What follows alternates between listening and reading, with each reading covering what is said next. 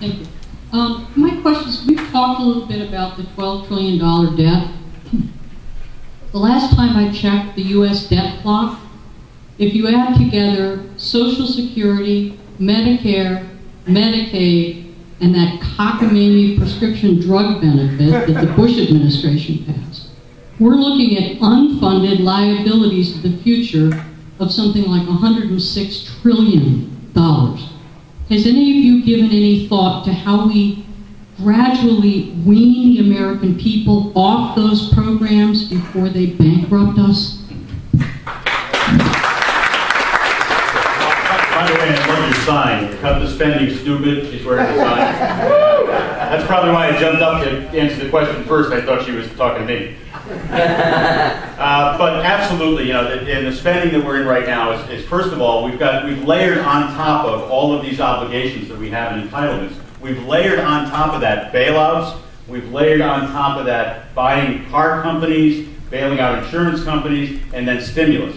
And so discretionary spending is through the roof as well. And we can start there. We need to draw that down. Then we need to have a serious consideration or a serious conversation about Social Security and what we're going to do with Social Security, how we're going to deal with that going forward. Because right now it's unsustainable. And if we look out and we project where Social Security will be, basically for those of you who haven't retired yet, Social Security is a Ponzi scheme. The people who are working are paying for the people who are retired. There is no Social Security trust fund, per se. Your money doesn't go into a big bank and then come out when you retire. You're hoping that there'll be enough young people working to be able to pay your Social Security when you retire. That, ladies and gentlemen, is a classic Ponzi scheme. That's a textbook definition. And so, during the 80s, Reagan had a commission where there was a bipartisan commission to come up with specific recommendations, and it's credited with having extended the Ponzi scheme somewhat. And I think that we need to definitely look toward that in the future. We need to find a way to be able to make that program sustainable. And there's a lot of what they call third rails in politics when you talk about those issues. But if we don't grapple with them now, there isn't going to be any Social Security in the future. So it's something that we absolutely need to get a handle on.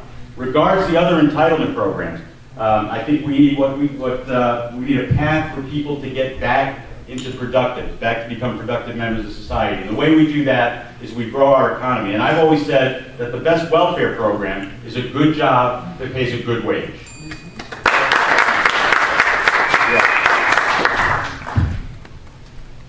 Sue, I'm asking you to hire me to be a political leader. The first role of leadership is to define the problem. So the first thing, your question was how do we wean people off of all of this stuff? Social Security has got to be gone in the next 1 or 2 generations or it's going to bankrupt the country. And the same thing with these other entitlement programs. Where's the federal government get off paying for our retirement? That's nuts. Well, the fact of the matter is, if 50 or 60% of the voters thought like you did, we wouldn't have this problem. Most people are asleep, and it requires us, me, others in the Congress, to say, folks, here's this problem, and it's about to jump out of the closet and bite us big time. And then, once we've defined it, we then have to say, here's what we will do about it. There has to be some kind of privatization of the Social Security, just like there has to be some kind of a privatization of the pension system in Rhode Island, because neither one of them is sustainable. And if we don't do something about it, third rail or not, then someday the checks are going to start to bounce. And it's not going to be that far in the future. So as a person who aspires to political leadership, I say let's do something about it right now. And what I would do first is make sure that everybody understood that there were all these things that were unfunded. And then say, look, here's how we will either take the expenditures down, which we have to do because there won't be money there for them, and here's how we will back it up with some other program.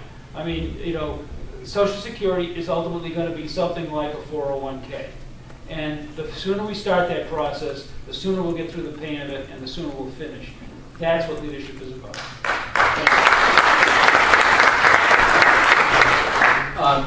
Medicare is right now about 16% of the federal budget, and the baby boomers haven't hit yet. So there's a major problem. Right now, the current plan the Republicans have put forth, I think, makes sense. Other economists have said it makes sense. If you're under 55, we're going to have to raise the age limit for you. If you're under 55, we're going to have to raise the age limit substantially to something like 75, 77, in order for people to collect Social Security. Just the way it is, as you're saying. Privatization, as Mark suggested, is part of the solution, but as he also suggested, is that politically very difficult to do. We're more likely to succeed initially in getting people under 55 to be eligible at a higher age. I think we also need to be looking forward to incentives. We need medical savings accounts. You know, healthcare relates to a lot of this. We have to get a nationwide market, get rid of the state lines, make health insurance more affordable. We have to have all people having medical savings accounts so that they can start saving young. So not only will they have money for their medical bills and for higher deductible policies that will cut their costs later in life, but they'll also have the money for their nursing home care when they get older. So medical savings accounts have to be done. But again, as I said before, a lot of these reforms have been obstructed and held hostage by the Democrats. They don't want it. They don't want vouchers in Washington, D.C. because they might work. If they're successful, then they have to compete with a successful idea. They don't want to compete with a successful idea. They don't want. This has been the story of the last 20 years, the last 15 years. This is why I'm running. I'm so frustrated with, listening to the same debates over 15, 20 years. We can't get anything done. Thank you.